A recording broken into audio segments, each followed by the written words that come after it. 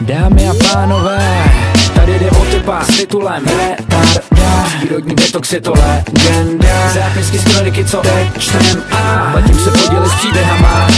Yo, kámo, jsem největší retard. Včera jsem si místo cíga zapál pár petard. Yo, běhám v centru jako mumie.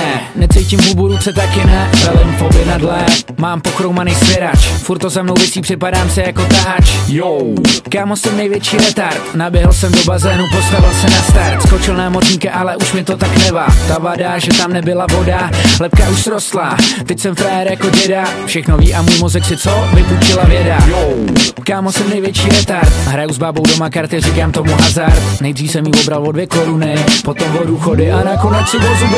Tady jde o typa s titulem retarda. Přírodní detox je to legenda. Zápisky z kroniky, co teď čtem a letím se podělit s příběhama. Tady jde o typa s titulem retarda. Přírodní detox je to legenda. Zápisky z kroniky, co teď čtem a letím se podělit s příběhama. Yo, kámo, jsem největší retoš. Šel jsem kolem lešení a spadl na mě cigoš. A ani nevím proč, když jsem šel v jiný skoš. Byl jsem zneušitej, byl to listonoš. Kámo, jsem největší retoš. Vlasy jméno kolku, nevím na což. Když ani na dětským střídanýma neumím. Co by to bylo, kdyby nebyly nedvymlácený zuby. Yo, kámo, jsem největší retard. Amatér.